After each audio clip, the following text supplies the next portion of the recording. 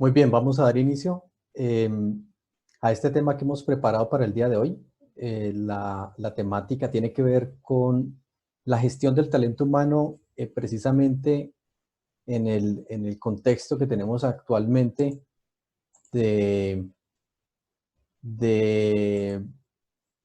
de, digamos, un contexto bastante desafiante, disruptivo, que nos ha obligado a muchos a transformar nuestra manera de trabajar, a transformar precisamente la manera como interactuamos en nuestros equipos de trabajo y cómo caminamos hacia la productividad en un escenario cambiante.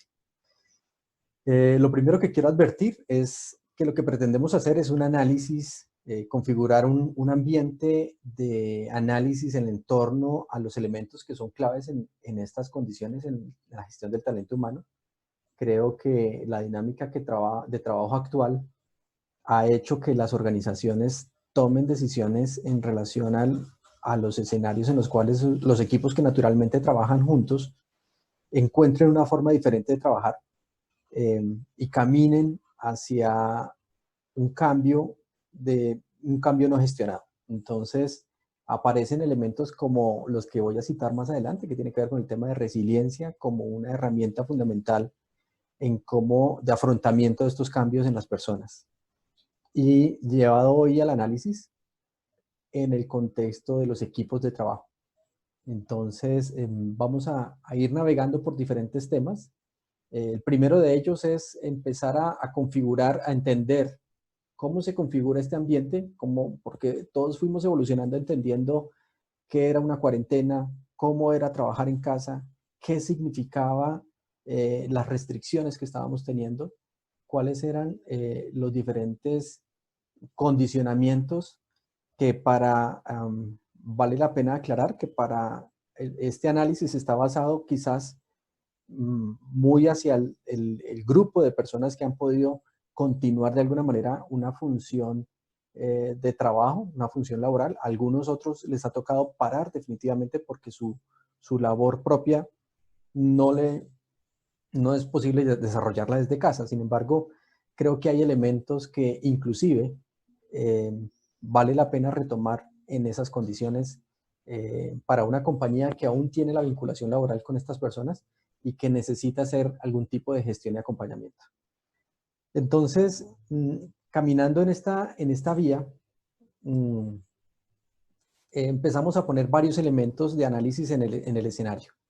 Primero, entender que este es un cambio que fue disruptivo, obligatorio y que nadie está dirigiendo. Digamos que no es común pensar que una compañía haya tenido el tiempo para estructurar un plan de gestión de cambio en la adopción de esta forma nueva de trabajar. Entonces, la imagen se me hace muy diciente en relación a que ha sido un cambio que hemos ido construyendo todos en la medida en que entendemos no solamente las condiciones que nos pone el entorno, sino también cómo se mueve la empresa, cómo empezamos, cada una de las compañías empieza a desplegar un plan de contingencia, unas herramientas de interacción, una dinámica de trabajo, unos hábitos de trabajo de interacción, pero que se van haciendo cada día, se van nutriendo con decisiones organizacionales, con decisiones gubernamentales, con decisiones sanitarias, y que a eso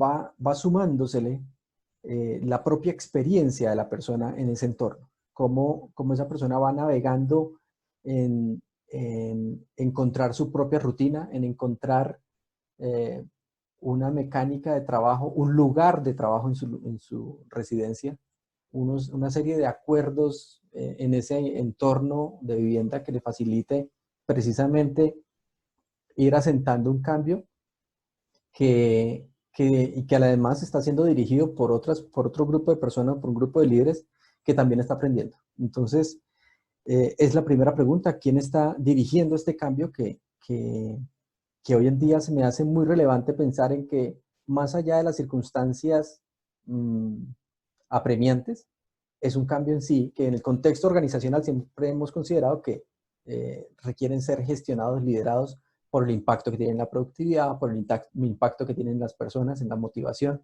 en los equipos de trabajo. se me hace muy relevante traer a colación este proceso de cambio, la referencia a un proceso de cambio normal, que por más que haya sido obligatorio y acelerado, no dejamos de vivir en orden o en algunos momentos sin mucha visibilidad cada uno de estos estados eh, que impactan el desempeño.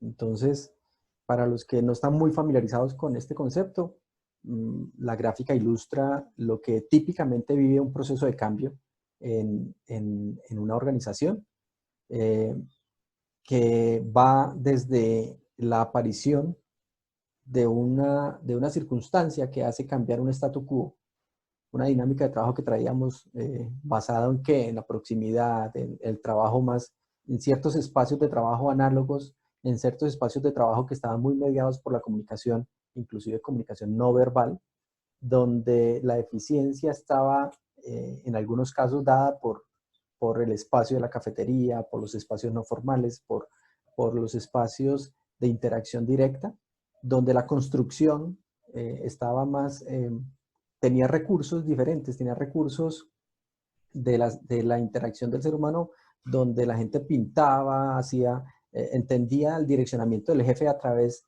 de una servilleta, a través de un tablero, a través de una serie de instrucciones gráficas y verbales, y hoy todos esos recursos han ido restringiéndose, han ido cambiando, y hemos tenido que ir migrando a encontrar una nueva forma de ser productivos y agregar valor a lo que hacemos. Entonces, esa experiencia que tenemos todos a través de ese cambio uh,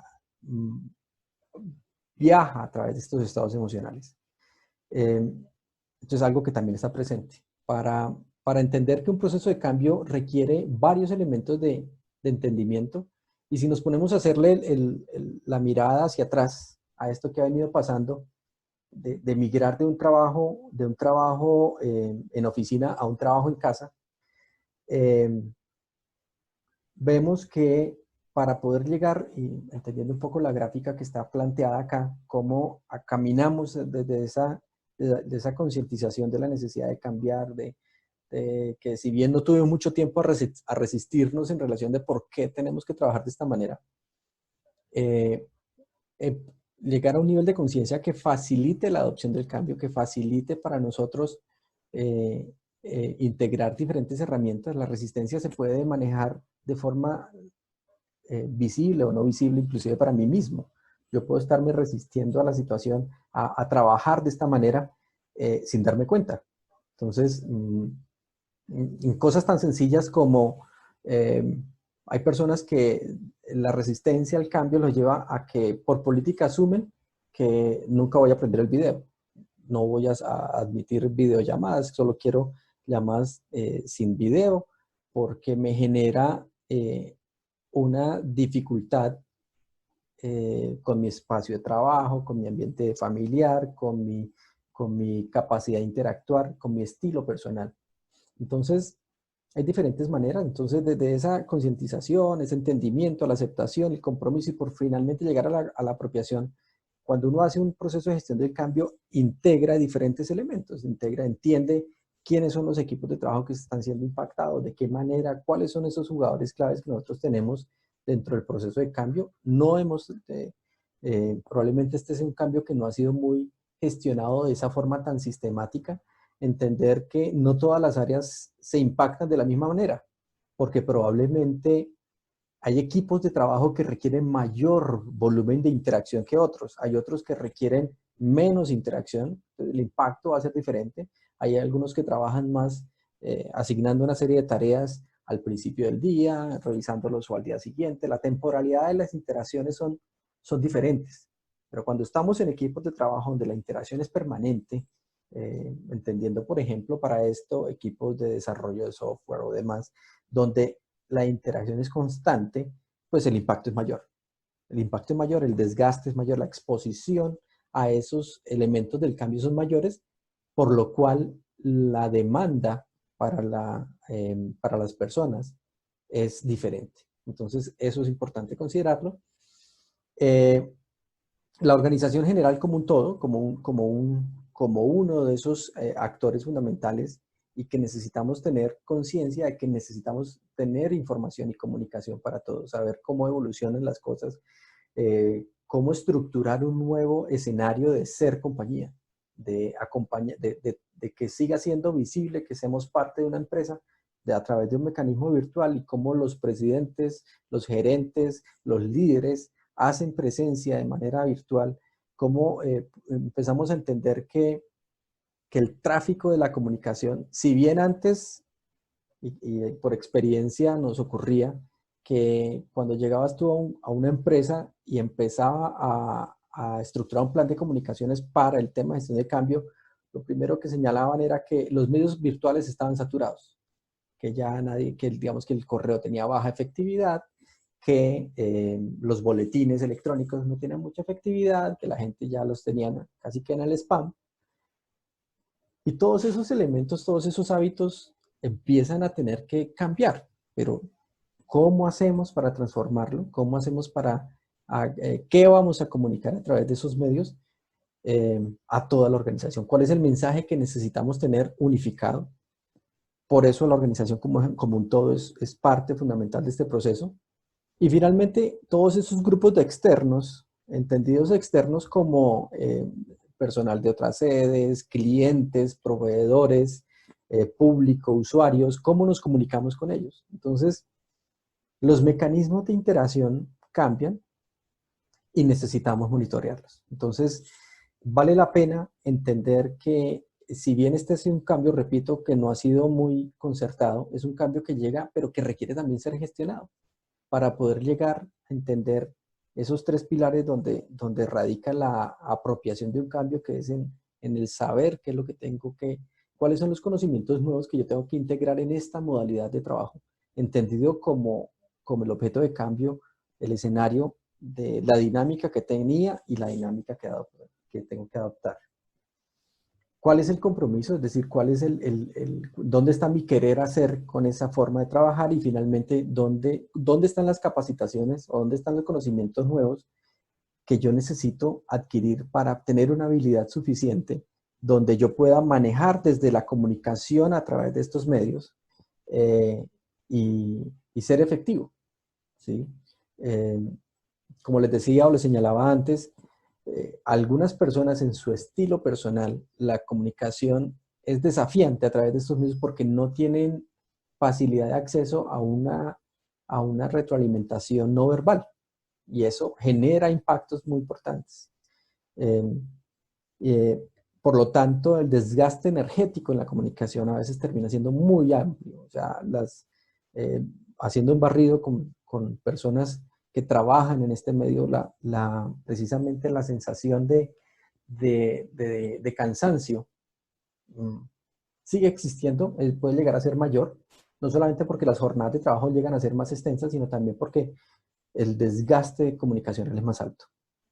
Entonces, este es un elemento fundamental, es decir, es un cambio que no ha sido gestionado, es un cambio que se instala en lo que tiene que ver con la transformación digital, que de manera acelerada ha tenido que ocurrir en las compañías y que a la vez encuentra a cada una de esas empresas en un nivel de madurez diferente. Hay algunas que habían venido caminando en medios virtuales de una forma más rápida, pero probablemente no para estar en el punto en el que estamos hoy de un 100% o más, un 80, 90%. Aquí, a la vez que a las personas, el dibujo de las dos manos que se dibujan a sí mismas ocurre, a la empresa como tal también le pasa, donde no es solamente el cambio en la dinámica de trabajo, sino también integrar rápidamente tecnología que le ayude a apalancar esa interacción. Entonces, ese es un elemento fundamental. Y como cambio, como en esa dimensión de cambio, en términos de transformación digital, requiere empezar a hacer una evaluación en la mecánica de la organización de cuáles son esas habilidades y competencias que se transforman, que cambian.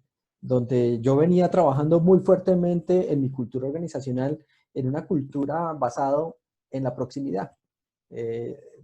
Conozco ejemplos de compañías donde habían venido desestimando o llevando a una mínima, a una expresión muy específica el uso, por ejemplo, de correos. Entonces, y habían invertido un esfuerzo significativo en desestructurar o en estructurar mejor una cultura de la cercanía.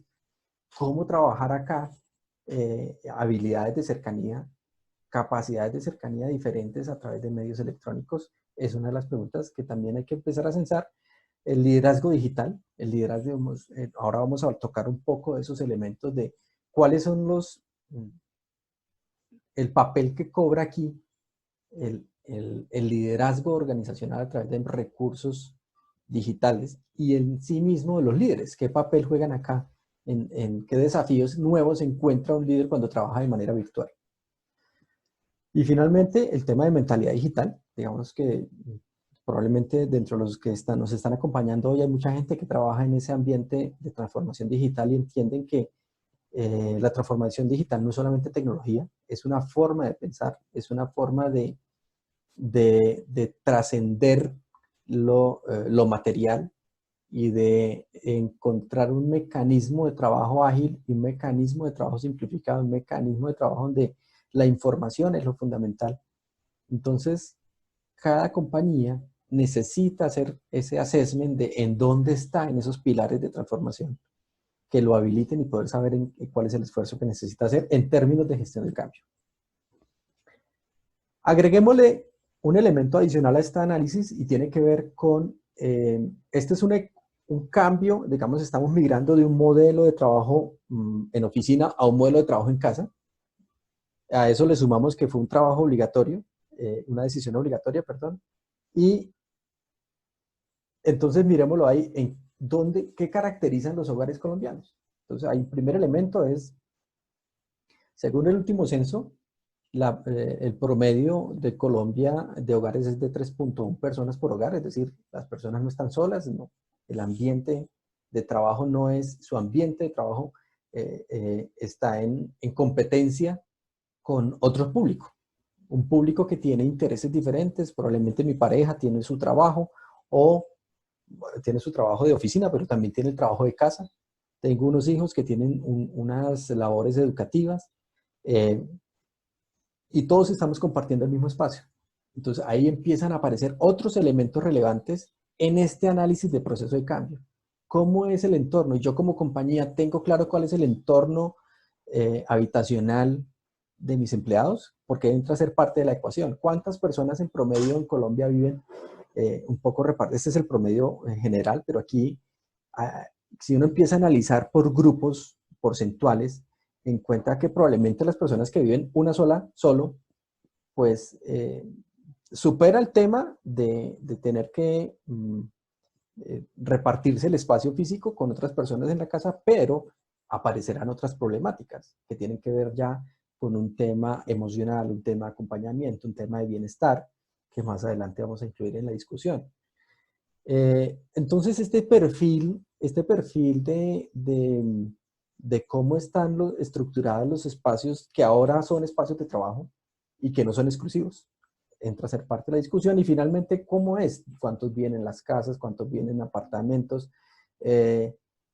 Cada uno de estos no solamente tiene un tema de espacio, sino también tienen un tema de recursos disponibles para sobrellevar unas condiciones de trabajo como las que estamos llevando ahora.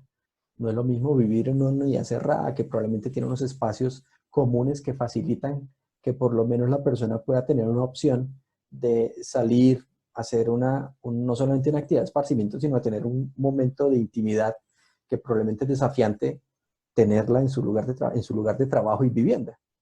Entonces, estas son variables, las traigo a colación porque son variables que son relevantes de analizar cuando yo estoy pensando en un cambio, en acompañar. Yo como empresa quiero acompañar un cambio del que está viviendo mi equipo de trabajo.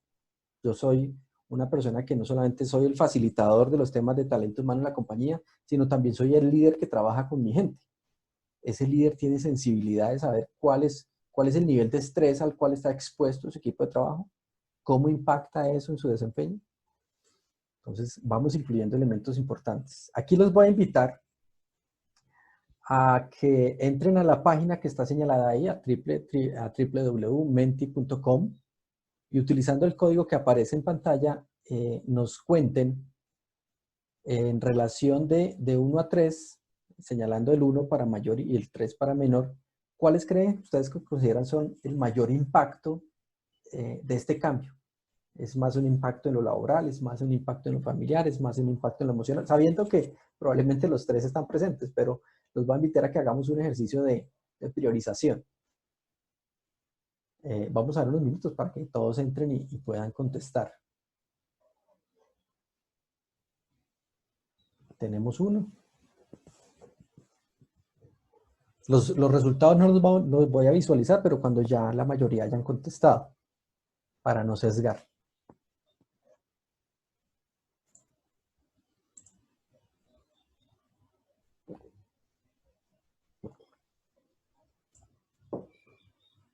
Van dos. Esto hace parte del proceso de gestión del cambio. Este tipo de herramientas que son muy útiles, pero a la vez generan una oportunidad de aprendizaje que uno a veces no monitorea y no es sensible en los equipos de trabajo. Les voy a invitar a los que me están escribiendo por el chat a que utilicen la página, entren a menti.com y con este código les aparecen estas preguntas para que nos queden registrados y todos podamos verlas y aprovechar el feedback que esto nos da.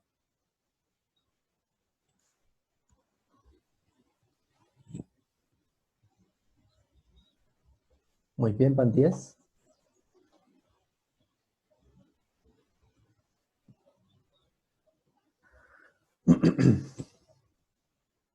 Ok, entonces vamos a ir mostrando los resultados. Entonces, muy bien. Entonces, por ahora, el público identifica lo laboral como el principal impacto, lo familiar como lo segundo y lo emocional como lo tercero. Creo que la tendencia se ha mantenido.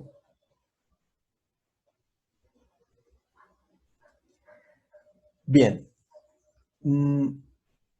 Cuando uno hace gestión del cambio, esta es una de las preguntas que se hace. ¿Cuál es el impacto? ¿Cuál es el impacto en las personas? ¿Cuál es el impacto porque yo lo que tengo que gestionar son los impactos. Lo que tengo que gestionar es cómo hago que esos impactos no me generen que el decrecimiento en la productividad pueda yo gestionarlo gestionando estos impactos. Entonces, probablemente el impacto laboral, donde voy a atreverme un poco a interpretarlo, en ese ámbito de lo laboral, cómo esa dinámica de trabajo se ve afectada. Pero miren que no existe necesariamente una diferencia muy grande. Les hice estas preguntas porque quiero compartirles parte de información de un estudio que conocí que me pareció muy relevante traerlo a colación para incluirlo en esta discusión. ¿Dónde están siendo los impactos? ¿Cuál es la percepción que tienen las personas en ese entorno de trabajo?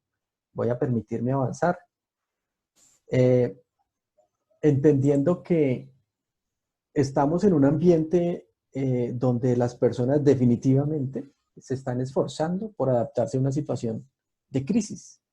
Es decir, y entender crisis no solamente como un entorno o como una situación de crisis de salud pública, de situación de social, de situación de país, de situación laboral, utilizando los recursos personales para encajar en la nueva modalidad de trabajo. Aquí es importante saber que a todos nosotros vivimos unos procesos de selección, la compañía me seleccionó, me involucró, me analizó y dijo que yo encajaba dentro de un perfil que tenía unas condiciones de trabajo. Y esas condiciones cambian. Eso también es relevante en esta situación. Otro elemento importante, tenemos personas con expectativas, incertidumbres y necesidades emocionales muy diferentes, que están buscando cómo aprender de manera rápida a generar valor con la forma de trabajar ahora que es diferente. Entonces, En ese escenario tenemos un equipo de personas que necesitamos acompañar de una forma muy juiciosa y que implica conocerlos, conocer el impacto que se está causando. Para esto quiero traer a colación, esta es una investigación que hizo una compañía que se llama PDA International. Eh, lo hizo muy en el mes de abril, identificando encuestas, más de 600 encuestas en entornos de trabajo de pequeñas, medianas y grandes empresas, y entendiendo, empezó por identificar que más de la mayoría de las personas era la primera vez que se enfrentaba a una modalidad de trabajo en casa. Entonces ahí empieza uno a decir, bueno, probablemente esas necesidades empiezan por saber qué significa ese entorno. Yo necesito como compañía poderle traducir qué significa para mí ese trabajo en casa. ¿Cuál es la dinámica, cuál es la rutina de trabajo?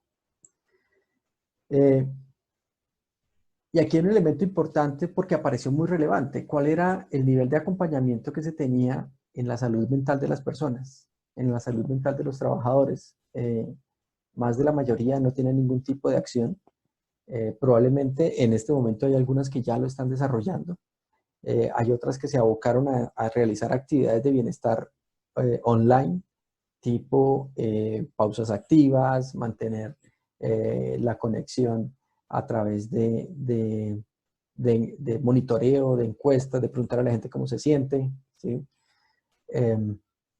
Tratamos de llevar una serie de acciones de bienestar como las traía a los nuevos canales que tengo. Y a veces es necesario preguntarse cuáles son las necesidades, porque yo planteo un plan de bienestar basado en unas condiciones de trabajo, probablemente en unos diagnósticos que hoy son diferentes, porque nos enfrentan a situaciones de estrés, de riesgo diferentes. Entonces, esto fue lo que fue encontrando, las expectativas que tienen las personas en términos de comunicación.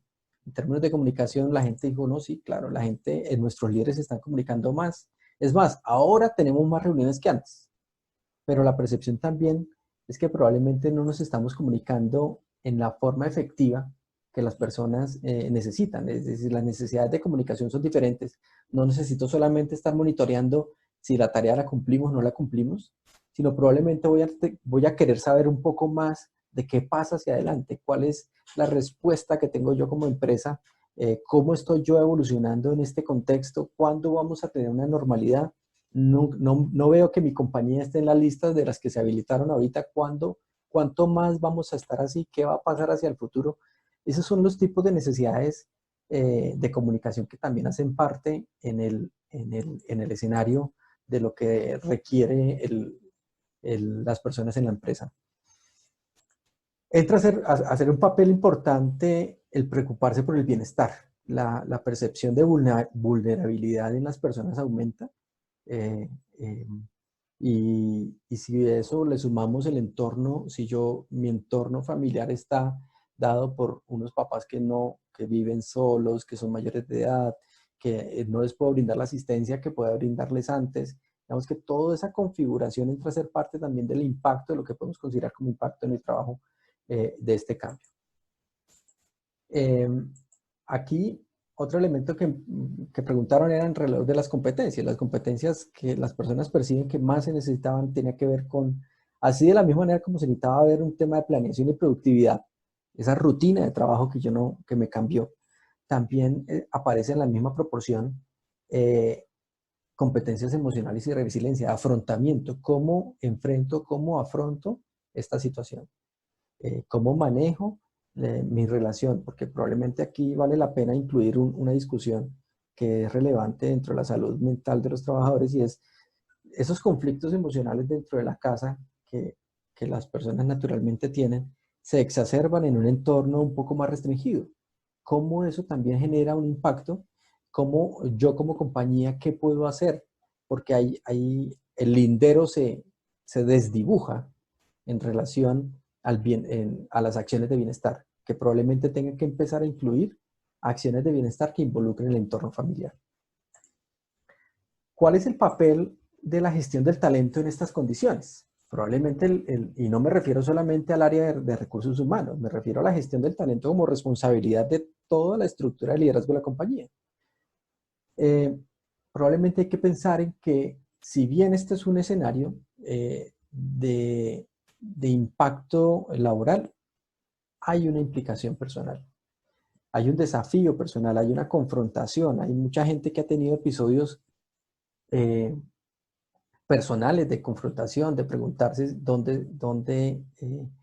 casi que crisis existenciales, dados que son motivadas no en sí mismo por la situación, sino probablemente motivadas porque estoy encerrado, porque tengo restricción de movilidad, porque tengo un familiar enfermo que no puedo visitar, porque soy padre separado y mis hijos viven con mi esposa o mis hijos viven conmigo y no hay la interacción que siempre solíamos tener y hay ciertos elementos que me ayudan a mí en mi balance emocional y que no los estoy pudiendo tener.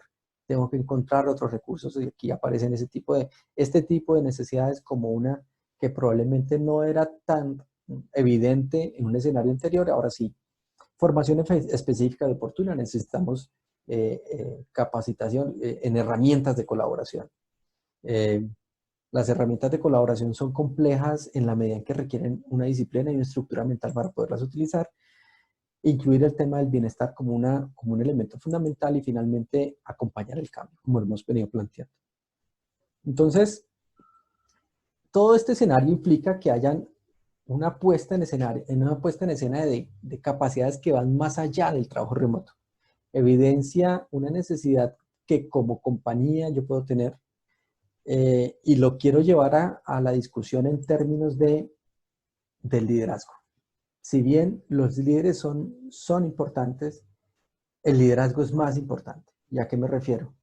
El liderazgo como proceso organizacional. Aquí lo que se evidencia es cómo la compañía, cómo una empresa, en sus recursos organizacionales, que ya los voy a generar una idea de a qué me estoy refiriendo con esto, cómo se adapta y cómo despliega, cómo oriento, cómo manejo el reconocimiento, cómo manejo la formación y el desarrollo de las personas, cómo instruigo el liderazgo que va desde el liderazgo personal, desde el liderazgo de tareas individuales hasta el liderazgo del negocio.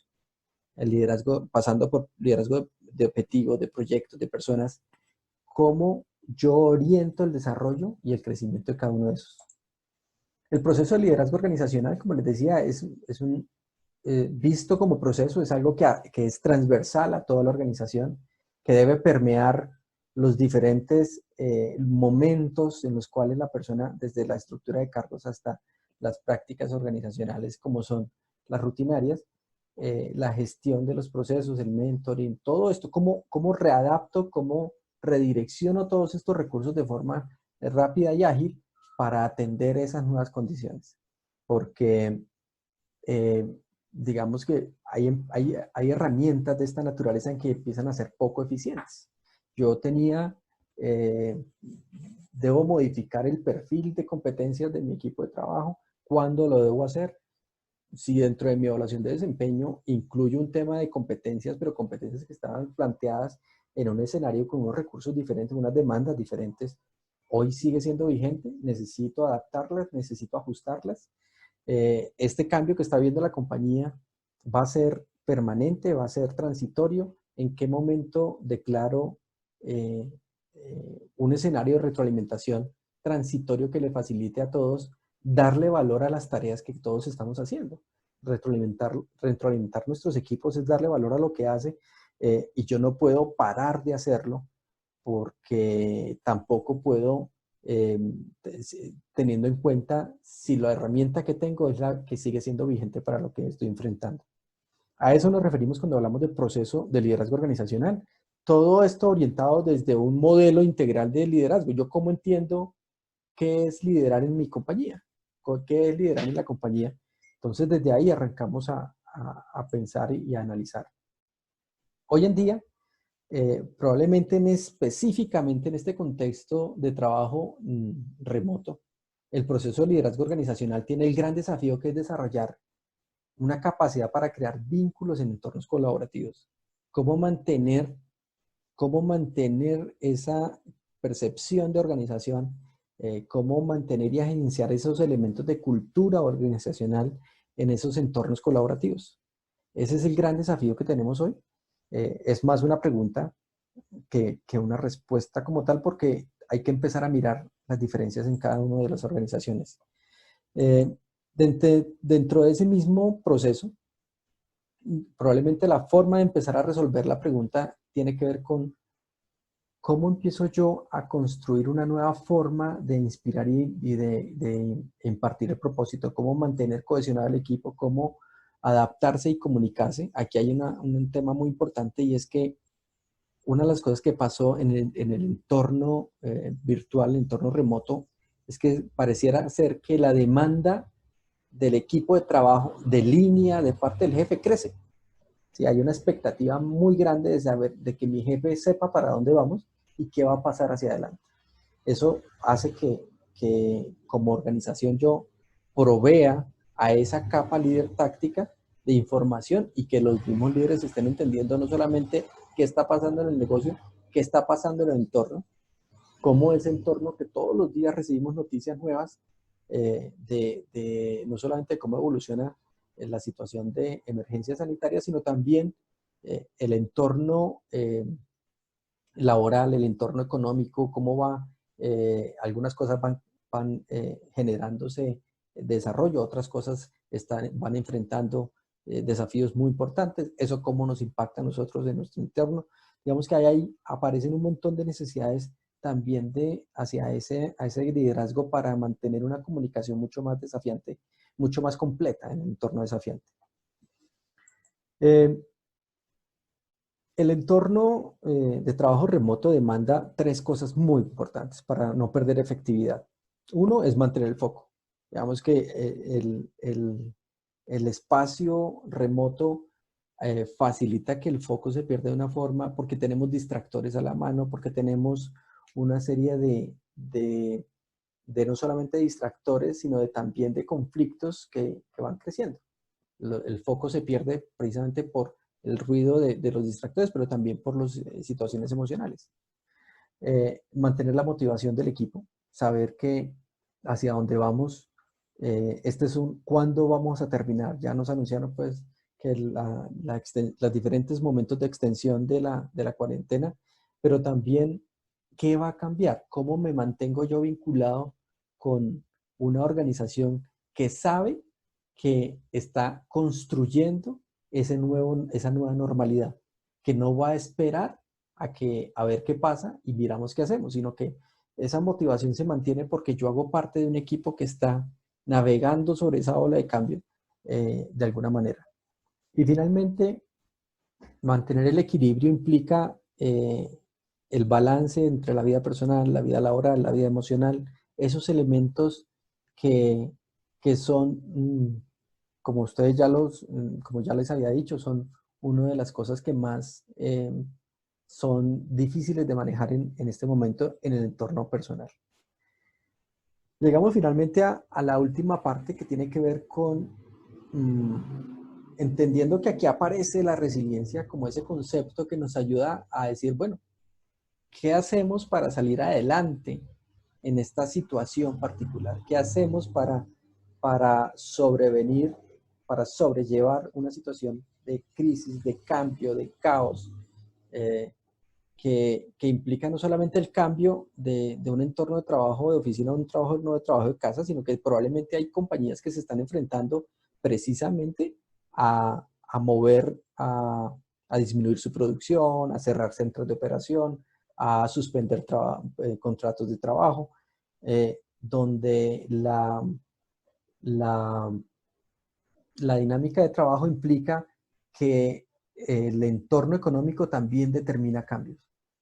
Un pequeño repaso. VUCA, ¿qué es? Es un entornos que se clasifican como volátiles, con alta incertidumbre, con complejos, porque no sabemos cuál es la relación, claramente la relación causa-efecto, y ambiguos. Ambiguos porque no es claro fácilmente identificar precisamente esas causas y esos efectos.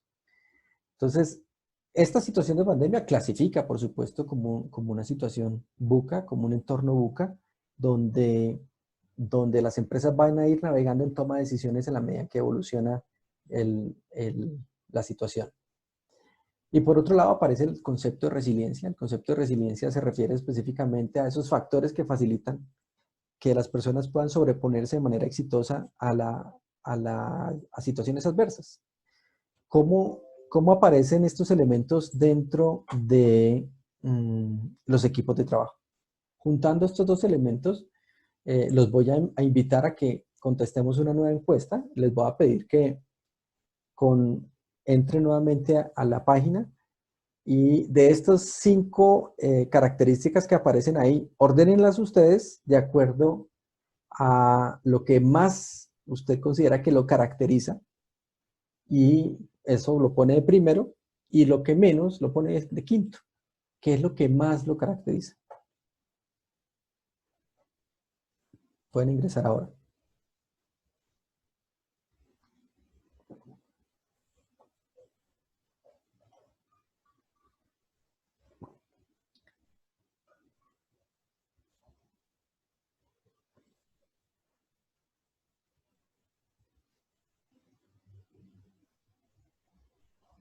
¿Nadie?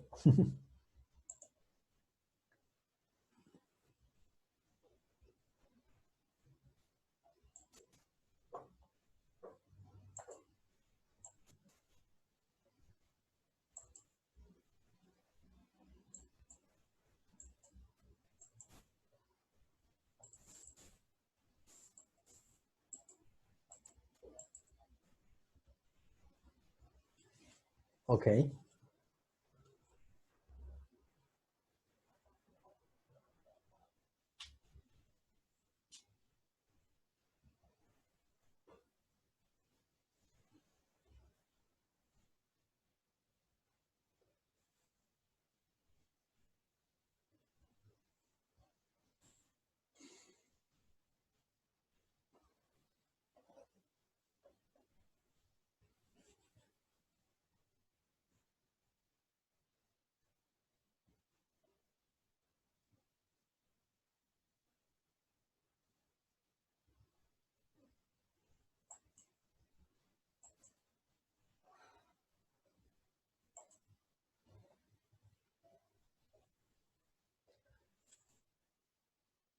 muy bien, estamos llegando ya a 15. En primer lugar dice, soy una persona que me caracterizo porque me adapto fácilmente a los cambios. Segundo lugar dice, tengo la capacidad de encontrar orden en medio del caos. Luego dice, soy de los que prefieren dar un paso al frente y tomar la iniciativa.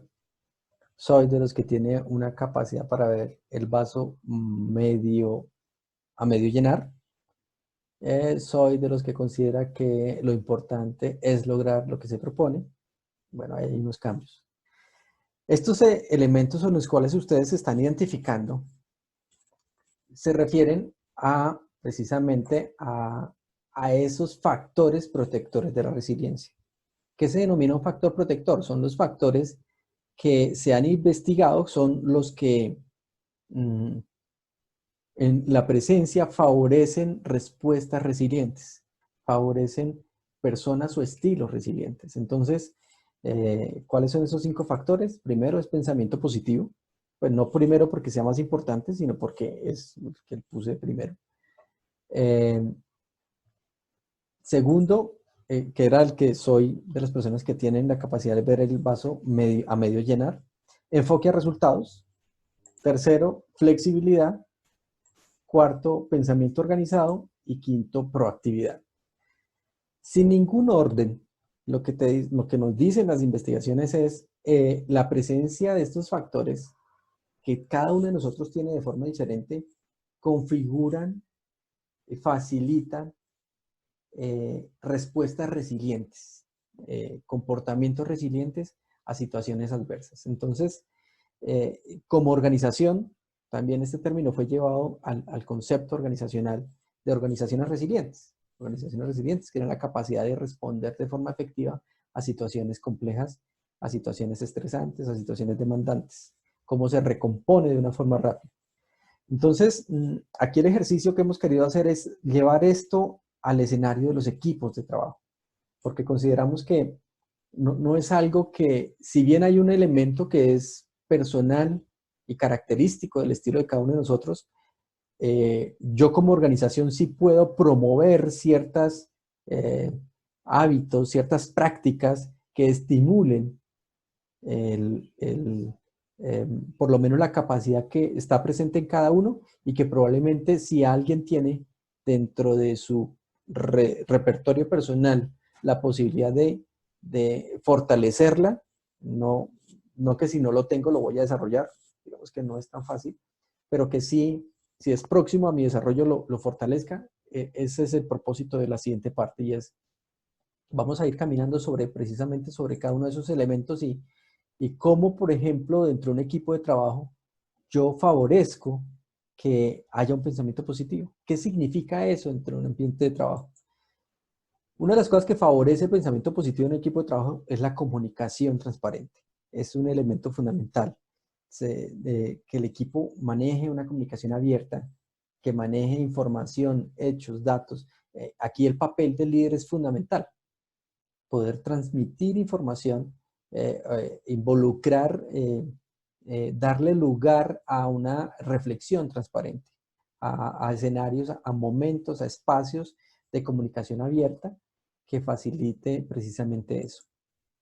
Reconocimiento, este es uno de los elementos fundamentales dentro del pensamiento positivo, es que hayan prácticas, hábitos que nos facilite cuidar esa autoestima colectiva, valorar lo que el equipo hace. Aquí vale la pena recordar que el reconocimiento en sí tiene 4 dimensiones. Hay 4 dimensiones del reconocimiento que es necesario balancearlas. Hay reconocimientos que son de índole general, donde es importante celebrar el cumpleaños dentro del equipo de trabajo. Ese tipo de reconocimiento es darle lugar a cada uno, ¿no? El reconocimiento que viene con el cumpleaños, el reconocimiento que viene con el día de la profesión, con el género, hombre, mujer, el día de la mujer, el día del hombre, el día de las madres, el día de los padres. Digamos que ese tipo de reconocimiento donde el mensaje es no tienes que hacer nada para que te valoramos porque eres un ser humano, que eres parte de este equipo, porque eres un miembro del equipo que eres valioso. Esa es una dimensión. La segunda dimensión tiene que ver con el logro de resultados. Es muy importante que haya un espacio para ese logro de resultados y reconocimiento. También, de la misma manera, un reconocimiento aparte para ese desempeño excepcional, para la milla extra. Es importantísimo. Y finalmente está el de los valores y los comportamientos. Entonces, ese balanceo de esas 4 dimensiones o esa composición de cómo yo como organización matizo, enfatizo una o la otra, genera un mensaje organizacional formal. Es una manera también de desarrollar cultura y darle valor específicamente a lo que yo como organización quiero estimular en la gente. Entonces, el reconocimiento es un factor fundamental. Hay mecanismos formales, hay mecanismos no formales y hay mecanismos que son hábitos dentro de un equipo de trabajo.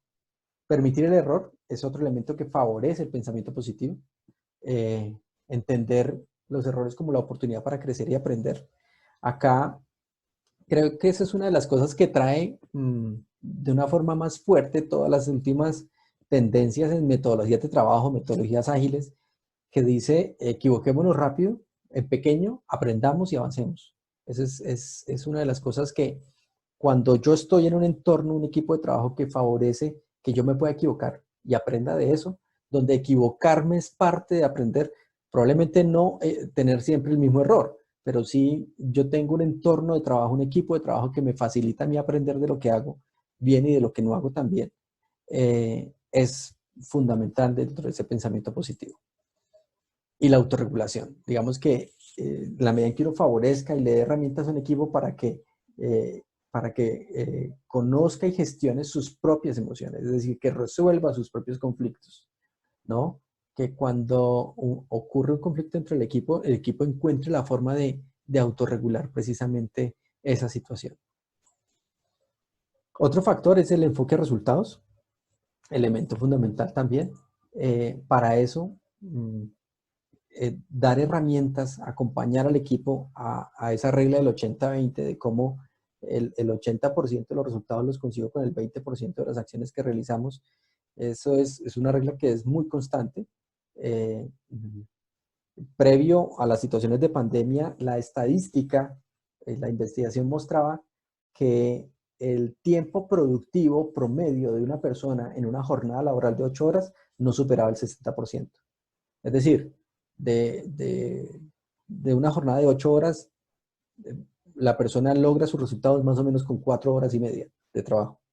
Eso quería decir que habían otra serie de actividades que se ocupaban en otra serie de cosas que no necesariamente le impactaban de forma principal al resultado. Probablemente ese es uno de los elementos que hoy en día vale la pena hacer un doble clic y saber cómo está haciendo la productividad en estos entornos remotos. Claridad de propósito, por supuesto. Digamos que ante la ausencia de la cercanía, esa claridad de propósito cobra mayor valor porque trabajar solo, estudiar solo, esa autogestión requiere una autoafirmación del propósito. Disciplina, fundamental. Aquí acompañar al equipo a crear una rutina, a crear una dinámica mínima de hábitos de trabajo y que permanezca el esfuerzo. Sistemas de calidad, aquí es fundamental para fortalecer que el equipo tenga un enfoque de resultados. Un equipo que tiene enfoque de resultados se caracteriza porque tiene sus propios criterios de calidad. Digamos que empieza a existir de manera formal y no formal un mínimo de calidad que todos tienen y tienden tendencia a reconocer y a seguir. Muchas veces ese sistema de calidad está orientado desde el líder, por la forma, las expectativas, cómo plantea los criterios de éxito, cómo demanda el cumplimiento de ciertos niveles de pulcritud en lo que se hace. Eso impacta de forma importante el tema de enfocarse a resultados. Y finalmente la eficiencia, y es un equipo que mantiene su discusión en torno a qué,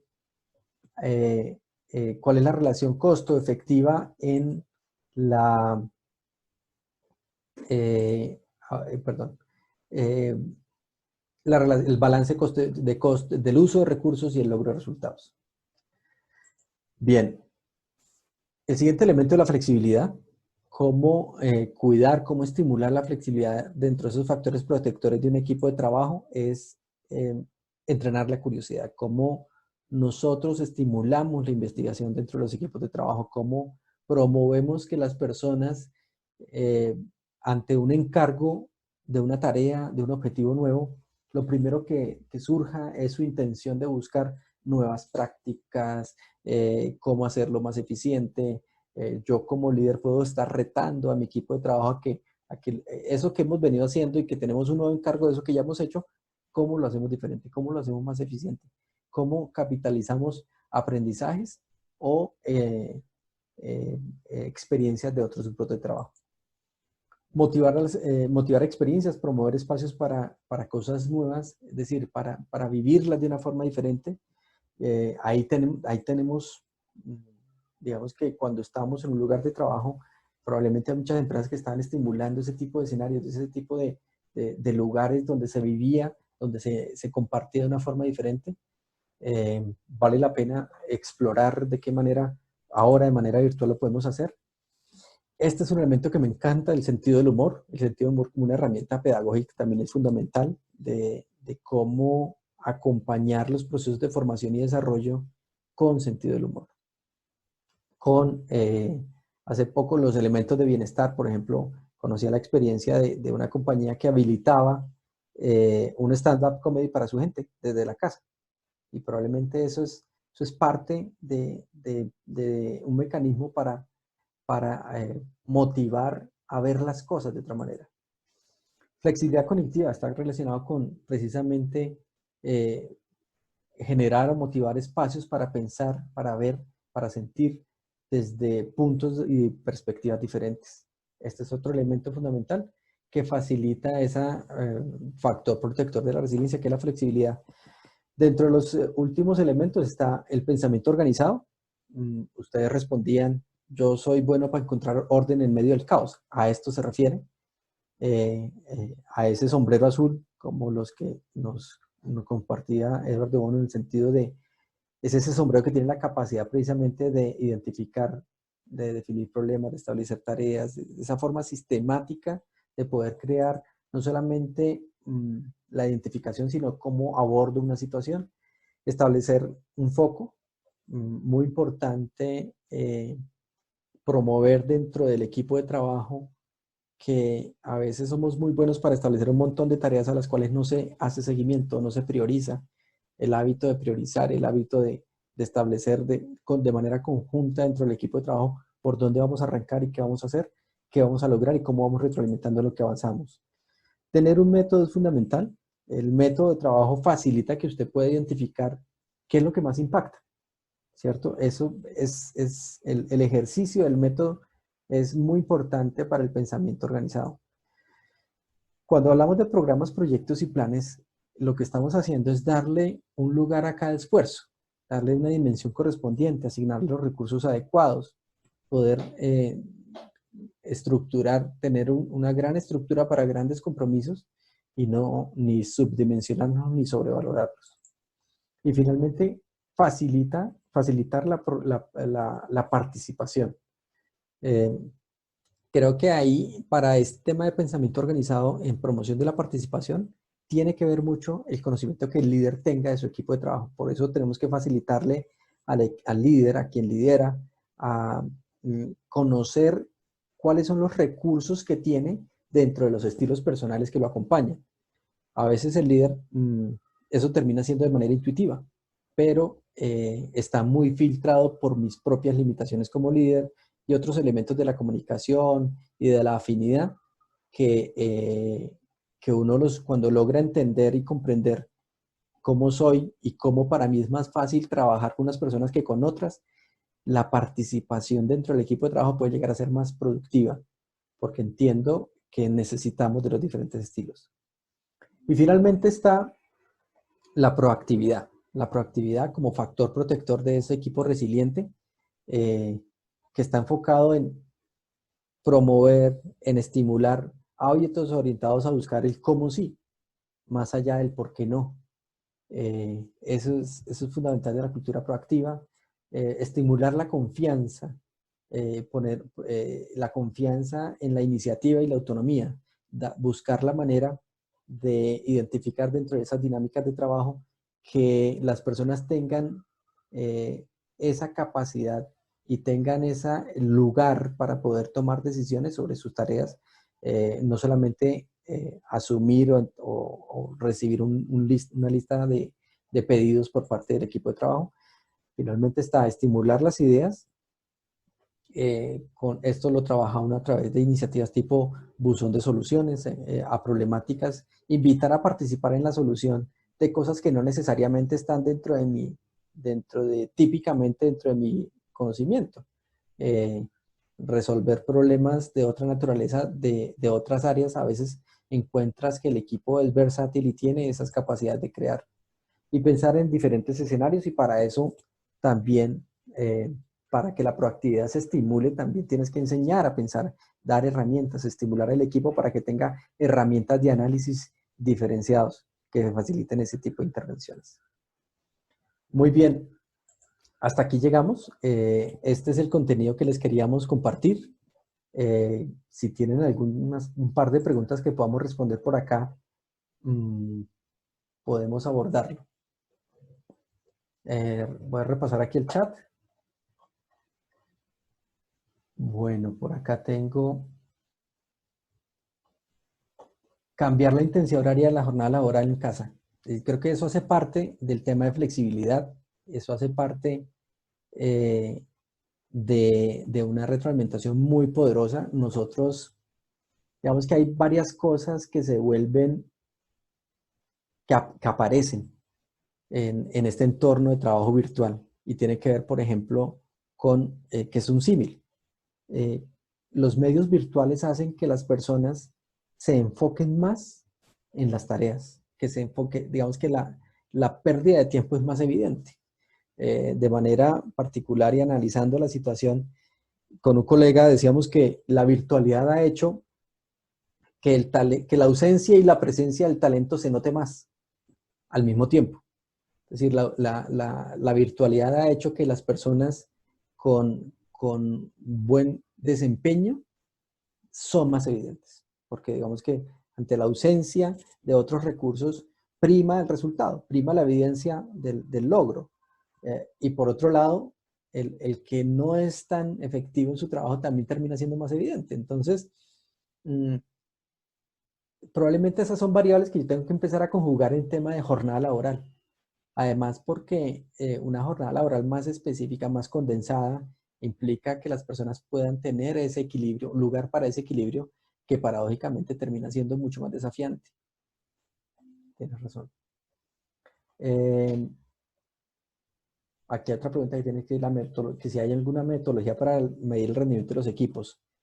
Yo creo que sí, hay varias. Tú las puedes es conjugar, que está muy mediado por el tema de hay empresas que tienen desde un análisis de asignación, es decir, de qué manera, cuánto asigno yo en tareas, cómo está la cargabilidad de mi equipo de trabajo, cómo estoy utilizando ese inventario. Probablemente las personas que estamos teletrabajando son personas de las que hace un tiempo nació un concepto que son los trabajadores del conocimiento. Entonces, tú lo que tienes con esos trabajadores es un inventario de horas que son las horas que tienes contratadas con esa persona y cómo utilizas la productividad cognitiva de esa persona en relación a las tareas que pone. Entonces, digamos que hay ahí también una ecuación muy valiosa que hacer en relación a qué tanto yo asigno a una persona, cuánto de ese tiempo es productivo, cuánto de ese tiempo no es productivo. Entonces, yo creo que la metodología depende mucho de la labor, depende de los recursos que tiene la compañía y depende del nivel de madurez que tenga la empresa en eso.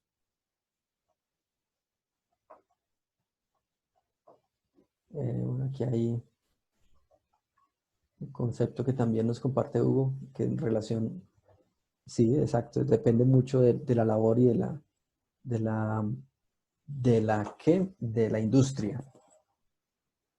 ¿Cómo gerenciar el talento cuando se contrata por horas?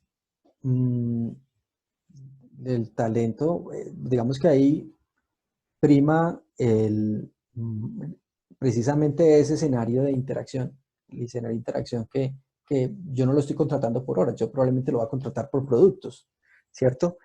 Hace una estimación de unas horas para generar unos productos, entonces digamos que ese relacionamiento está más orientado al logro, al monitoreo, al cumplimiento, a que probablemente el desarrollo de las personas está más mediado por la tarea que tiene que por el plan de carrera que yo le puedo ofrecer. Entonces, el escenario de aprendizaje va a estar más dado por ahí en términos de desarrollo, en términos de gestión, va a estar más dado por la tarea en sí, en términos de crecimiento profesional.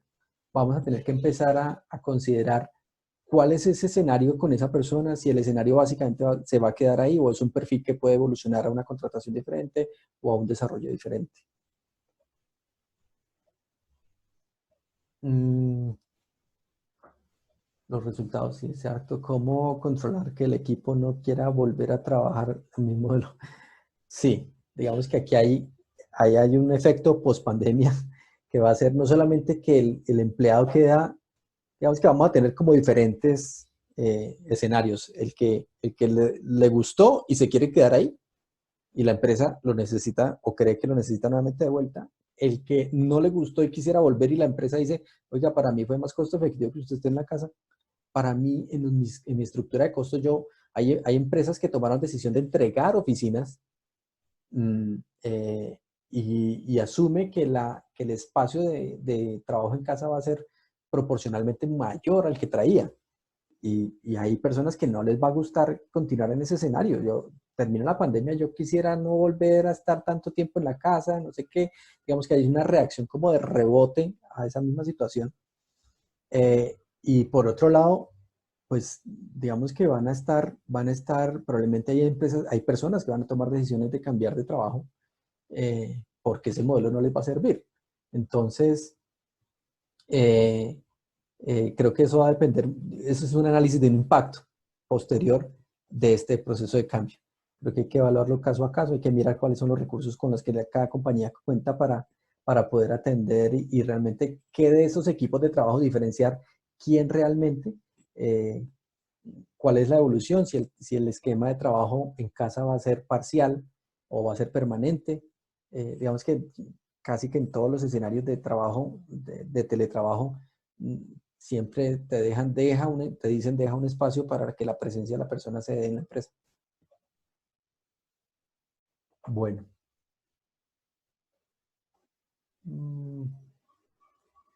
Nuevo dice, para la contratación del nuevo personal, ¿cómo sería el manejo?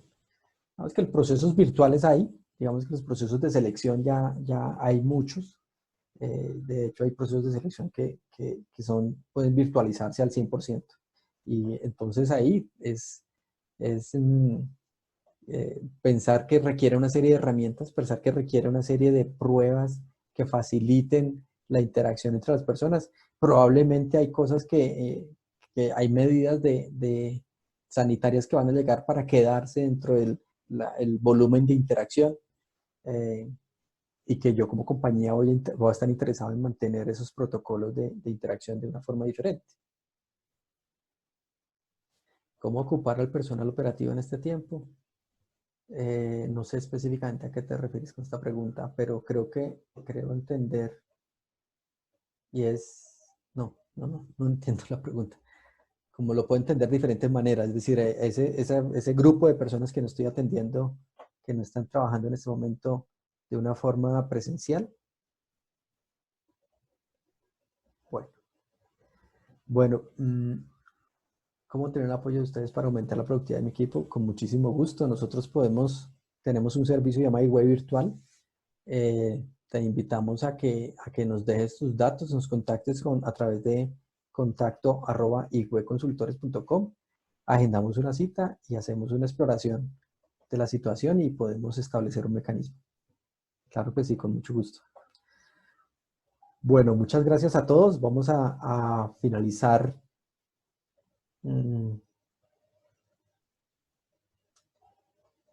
Bueno, muchas gracias. Vamos a finalizar acá. Próximamente les estaremos contando el webinar próximo. Va a ser muy, muy interesante. Vamos a estar hablando de cómo nos vamos a preparar en esa transición que va a haber, en esos cambios de cómo tenemos que enfrentar el tema de si la estrategia de la organización cambia, si la tengo que ajustar y qué impactos tengo a nivel táctico, a nivel de personas. Muy interesante. Bueno, muchas gracias a todos. Que tengan un feliz día. Hasta luego.